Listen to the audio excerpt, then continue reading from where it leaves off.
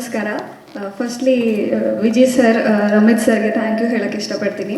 ಯಾಕಂದರೆ ಹೊಸಬರಿಗೆ ಮತ್ತೆ ಸಣ್ಣ ಪುಟ್ಟ ವೀಡಿಯೋ ಮಾಡಿರ್ತೀವಿ, ಮೂವಿ ಮಾಡಿರ್ತೀವಿ, ಮತ್ತೆ ಇಲ್ಲ ಇವಾಗ ಫ್ಯೂಚರ್ ಅಂತ ನಮಗೆ ಎನ್ಕರೇಜ್ ಮಾಡೋಕ್ಕೆ ಇದಿರಲ್ಲ. Thank you so much. ತುಂಬ ಖುಷಿ ಆಯಿತು ಸರ್. ಆ್ಯಂಡ್ ಶಿವ ಸರ್ ಅಷ್ಟೇ, ಥ್ಯಾಂಕ್ ಯು ಸೋ ಮಚ್. ಈಗ ಆಲ್ರೆಡಿ ಕಂದಮ್ಮ ಸಾಂಗ್ ನೋಡಿದ್ದೀವಿ, ತುಂಬ ಮುದ್ದಾಗಿದೆ, ತುಂಬ ಚೆನ್ನಾಗಿ ಬಂದಿದೆ, ಎಲ್ಲರಿಗೂ ಇಷ್ಟ ಆಗಿದೆ. ಈಗ ಇನ್ನೊಂದು ಸಾಂಗ್ ನೋಡಿದ್ದೀವಿ, ಐ ಥಿಂಕ್ ಪಕ್ಕ ಇದನ್ನು ಮನೆಗೆ ಎಲ್ಲರೂ ಪ್ರತಿಯೊಬ್ಬರು ತುಂಬ ಇಷ್ಟಪಡ್ತಾರೆ ಕಂದಮ್ಮ ಥರನೇ. ಹ್ಯೂಜ್ ಕಂಗ್ರ್ಯಾಚುಲೇಷನ್ಸ್ ಆ್ಯಂಡ್ ನಿಮಗೂ ಅಷ್ಟೇ sir, heartly congratulations and all the very best. Hi, ಎಲ್ರಿಗೂ ನಮಸ್ಕಾರ. ಸೊ ಮೀಡಿಯಾದವ್ರಿಗೆ ಎಲ್ರಿಗೂ ನಮಸ್ಕಾರ. ಆ್ಯಂಡ್ ಮಾಸ್ತಿ ಅಣ್ಣ, ಚರಣ್ ಸರ್, ಫಸ್ಟ್ ಟೈಮ್ ಲೈವಾಗಿ ನೋಡ್ತಾ ಇರೋದು. ಸೊ ಈಗ ಒಂದು 5-6 ವರ್ಷ ಆಗಿದೆ ಕಷ್ಟ ನಿಮ್ಮನ್ನು ಲೈವಾಗಿ ನೋಡೋದಕ್ಕೆ. ನಿಮ್ಮ ಡೈಲಾಗ್ಸು, ಸರ್ ಮ್ಯೂಸಿಕ್ಕು ತುಂಬ ಖುಷಿ ಆಯಿತು. ನಾಗಾರ್ಜುನನ್ನು ಮೀಟ್ ಮಾಡಿದ್ದೀನಿ, ಸೊ ತುಂಬ ಖುಷಿ ಆಯಿತು. ವಿಜಯಣ್ಣವ್ರ ಬಗ್ಗೆ ಏನು ಹೇಳಬೇಕು ಅಂದರೆ, ಅಣ್ಣ ನಾವು ಗಣೇಶ್ ಸರ್ ಅವರು ಅಡಕಮನೆಯಲ್ಲಿ ಇದೆಯಲ್ಲ, ಪಕ್ಕದವರು ಮಾಕ್ಲಿ.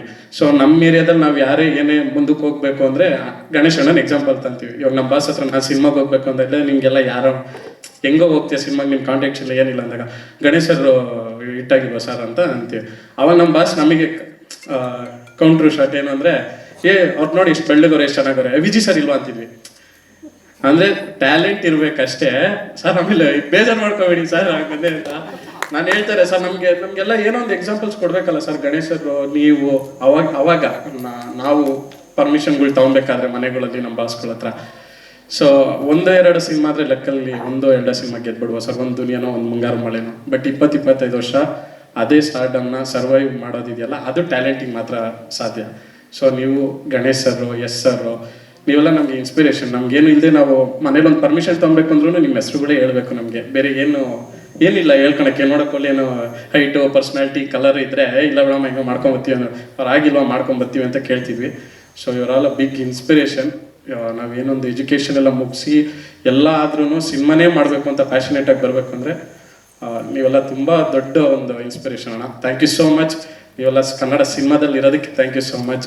ಆ್ಯಂಡ್ ವಿನಯ್ ಸರ್ಗೆ, ಮ್ಯಾಮ್ಗೆ, ಇಬ್ರಿಗೂ all the best. Vinay sir, ನಿಮ್ಮದು ಒಂದು ಸರಳ ಪ್ರೇಮಿಕತೆ one of my favourite cinema.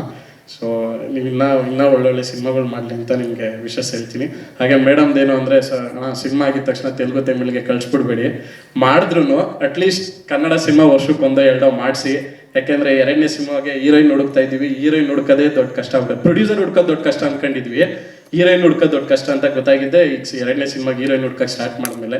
ಅದೇನೋ ನಾವು ಕಾಮಿಡಿ ಮಾಡ್ತೀವಿ ಅಂತನೋ, ಇಲ್ಲ ಯೂಟ್ಯೂಬಿಂದ ಬಂದಿದ್ದೀವಿ ಅಂತನೋ, ಇನ್ಸ್ಟಾಗ್ರಾಮಿಂದ ಬಂದಿದ್ದೀವಿ ಅಂತನೋ ಗೊತ್ತಿಲ್ಲ, ಆ ಹೀರೋಯಿನ್ಸ್ ಕೇಳೋದೇ ಇಲ್ಲ ಅಣ್ಣ ಕತೆ. ಅದು ಬೇಜಾರು.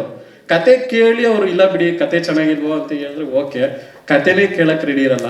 ಸೊ ಅವ್ರಿಗೆಲ್ಲ ಹೇಳೋದು, ಸೊ ಯಾರೇ ಇಲ್ಲಿಂದ ಹಿಟ್ಟಾಗಿ ನೀವು ಓಕೆ, ದುಡ್ಡು ಇಂಪಾರ್ಟೆಂಟು, ಬೇರೆ ಲ್ಯಾಂಗ್ವೇಜಸಲ್ಲಿ ಹೋಗಿ ಸಿನಿಮಾಗಳು ಮಾಡಿ ತುಂಬ ಖುಷಿ. ಯಾಕೆಂದರೆ ನಮ್ಮ ಕನ್ನಡಿಗರು ಎಲ್ಲೋ ಹೋಗಿ ಮಾಡ್ತಾ ಇದ್ದಾರೆ ಅಂತ.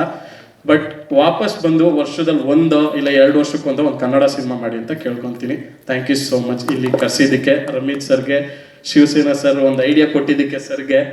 ಸೊ ಎಲ್ರಿಗೂ ಥ್ಯಾಂಕ್ ಯು ಸೋ ಮಚ್.